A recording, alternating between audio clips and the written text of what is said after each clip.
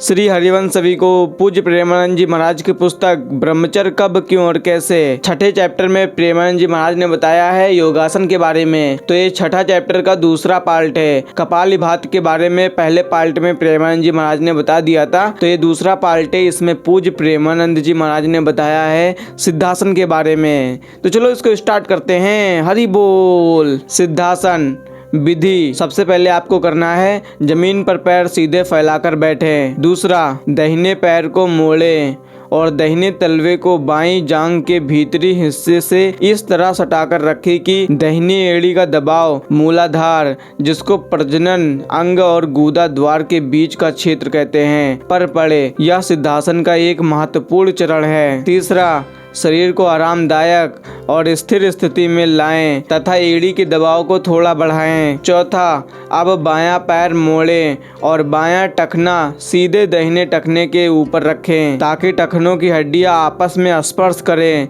और एड़ियां एक दूसरे के ऊपर रहें। पांचवा, बाईं एड़ी से प्रजनन अंग के ठीक ऊपर जघनास्थि पर दबाव डालें, जिससे प्रजनन अंग दोनों एड़ियों के बीच में आ जाएगा। यदि यह स्थिति असुविधाजनक लगे तो बाईं एड़ी को जितना हो सके जघनास्थ के पास ही रखें। छठा, बाएं पैर की उंगलियां और पंजे को दाहिने पिंडली और जांघ की मांसपेशियों के बीच फंसाएं। यदि जरूरत हो तो हाथ की मदद से या दाहिने पैर को थोड़ा हिलाकर जगह बनाएं। सातवां, दाहिने पैर की उंगलियां पकड़कर बाईं पिंडली और जांघ के बीच फंसाएं। आठवां, फिर से शरीर को आरामदायक स्थिति में व्यवस्थित करें। घुटने जमीन पर टिके हुए और बाईं एड़ी दाहिनी एड़ी के ऊपर रहनी चाहिए ताकि पैर एक दूसरे से बंध जाएं। नौवां, मेरुदंड को सीधा और स्थिर रखें। मेरुदंड के बारे में आपको फिर से बता दे रहा हूँ। मेरुदंड का मतलब होता है रीढ़ की हड्डी। तो महाराज जी बता रहे हैं अपनी जो रीढ़ की हड्डी है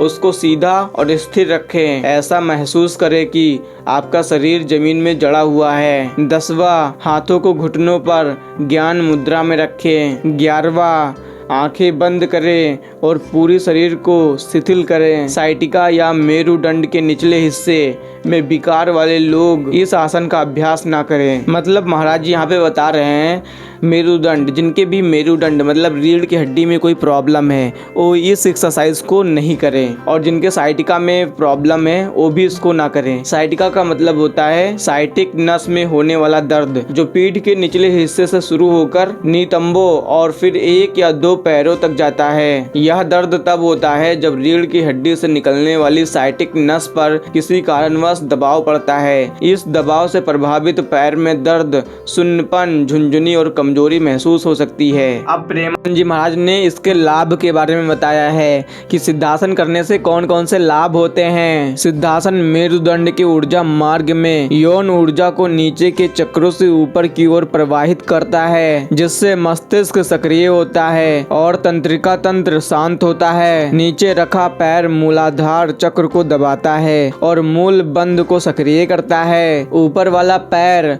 जघनास्थ पर दबाव डालकर स्वाधिष्ठान चक्र को प्रवाहित करता है। तो सिद्धासन को कैसे करते हैं प्रेमानंद जी महाराज ने बहुत अच्छे से बता दिया है, और अब आप इस वीडियो को देखकर सीख सकते हैं कि सिद्धासन कैसे किया जाता है।